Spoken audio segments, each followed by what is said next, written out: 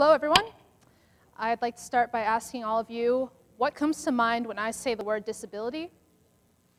Okay, I know it's a really big topic, but there's probably a lot of mental images coming in your mind, and one of the images is probably the symbol I'm about to show you.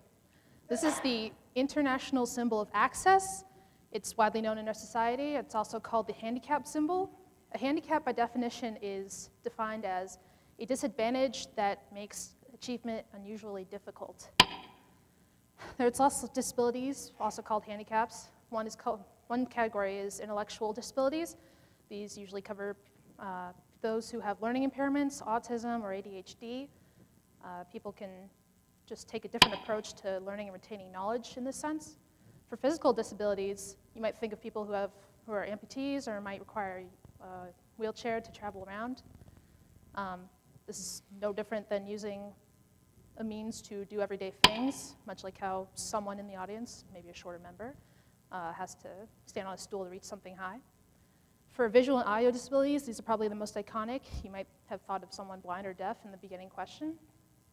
But really, these make things no different. People with disabilities are just the same as you and me. Hopefully, you're going to be learning something from our presentation. That's what I'm hoping for. I'm going to start with Daniel Kish, who has been shown in many forms of media.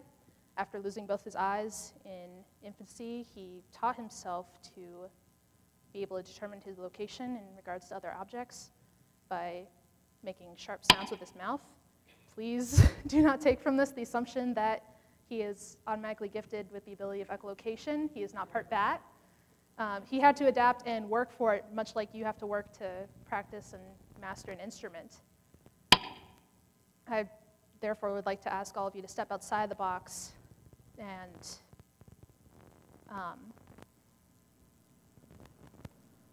the box being your perceptions of disabilities beforehand.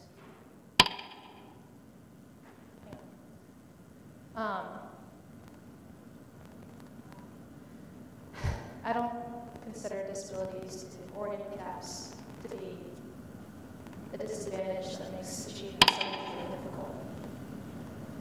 I'd like to introduce you to our perspective. Starting with my own, this is the world through my eyes, inside the box. This is what I see every day. And starting with the workplace, this is how I try to think outside the box. I was working in an insurance company, and I used technology such as JAWS and Zoom text to make my computer accessible, and a camera phone so that I could perform clerical duties. During the summer of 2009, I climbed Mount Kilimanjaro, and I was able to do this through holding onto a backpack, getting guidance cues from my sighted guide, and using a stick to get tactile feedback. I made all of that possible. I was also just getting around the city is a challenge in itself. I use a cane to travel around using my guide dog named Kukla. She's very cute. And I use mobility skills to help navigate Tempe and beyond. But this is not just my story. It's everyone else who has an impairment. There's a much broader scope, and everybody is always trying to think outside the box and just how they can accomplish everyday tasks. We're going to start with driving. Like you might think that's something that it's restricted, might be not possible. People in wheelchairs now have cars that have ramps. They use gears so they can have them hand level, and it makes travel possible on roadways. When studying people with intellectual disabilities as well as motor function impairments can use technologies such as Kurzweil and driving dictation to keep up with their peers. And sports are now open to a lot of different impairments. Sports like goalball for the visually impaired, and power soccer for people in wheelchairs. There's actually a power soccer club at ASU. So success stories like Stephen Hawking really inspire us to reach beyond what we consider to be the norms as far as impairments. It inspires me to do things greater than myself.